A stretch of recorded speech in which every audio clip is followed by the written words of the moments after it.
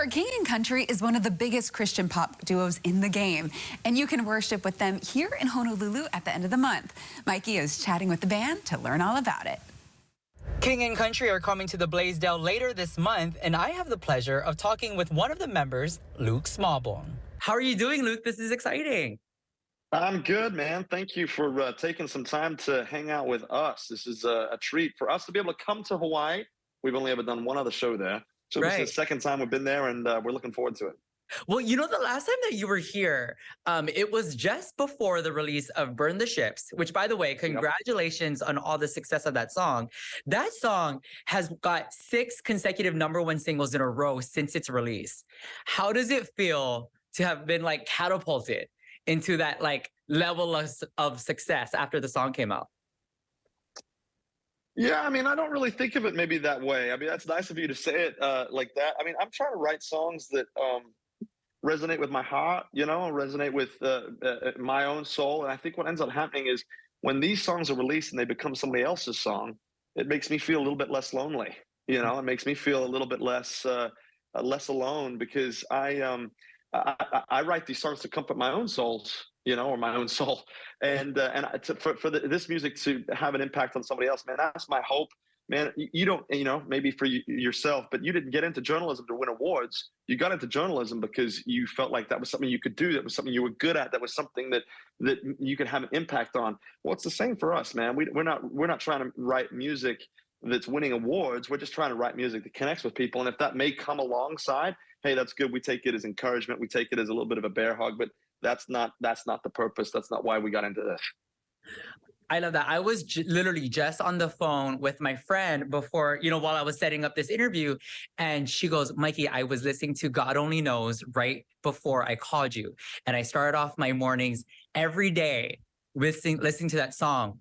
What are people saying to you when they listen to your song? Because for my friend, her name is Tracy. Shout out to Tracy. She says it's— What up, Tracy? Because there's a lot of things that people are going through, and the song kind of becomes, you know, like their theme song of the day. What are people telling you? Yeah, I mean, I think people in this day and age with social media, there is more pressure. I had this said to me when I was young. My parents would say, man, you're living through different times than I lived through that. You know, in some cases, they're a lot more difficult. Man, I'm only 36. And for my kids, they're living through days and times that are far more difficult than on when I was raised, because you're constantly compared. You're constantly measured by likes. You're constantly measured by how smart you are, how pretty you are, how you look. And so they're insurmountable things to compare yourself to. You know, we forget that basically everything that we see on media, everything that we see in movies, that everything we see in social media is perfectly curated to get you to compare, and in some cases to think less of yourself then, because you aspire to be something that's better, and it's all created to be better. And so when you start looking at the issues of mental health, and you start looking at the issues of comparison and what it actually does, comparison is the thief of all joy. God has made people unique to do things that are uniquely gifted to them. And so when you have a song like God Only Knows, man, I think it makes people feel seen. I think it makes people feel like, man, God sees my heart. You know, God sees the things, and he knows the thoughts that I have when I'm alone. God sees maybe the way that I was bullied. You know, God sees the way that I was raised. It makes people go, oh man, if I'm not alone in this and somebody else can share in you know, some of the trials that I'm going through, man, how comforting is that to know that despite all of those things that he may know about us, that there's a kind of love that God only knows. That's what that song speaks to, and that's the heart of the song. I totally agree. And like your music, it's healing. And I love that, you know, you're not just going for the accolades or the awards. Your award is, you know, the fans that you gain through this, and hearing people say that, you know, your music helped me get through a hard time. And I think that's basically what we're saying to all of our viewers out there, is find a craft that you can relate to everybody, and how you can help heal the world. Because I think that's basically what we're all just trying to do here. Let's talk about your upcoming show in Hawaii. You know, high energy, a lot of people coming to the show. What can they expect? Oh man, like, look, I think that hopefully you'll find us particularly enthused, just because to be in a place like Hawaii, I mean, I'm sure if you live in Hawaii, I mean, you know, it's kind of paradise, but you live there. So it's just kind of is what it is, right?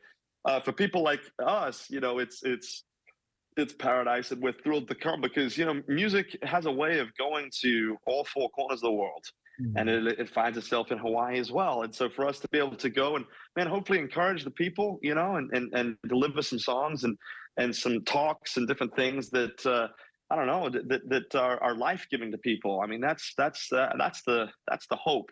That you're displaying what it is, you're displaying hope, but also that people do leave feeling encouraged, that people do leave built up, because that I think is important in life.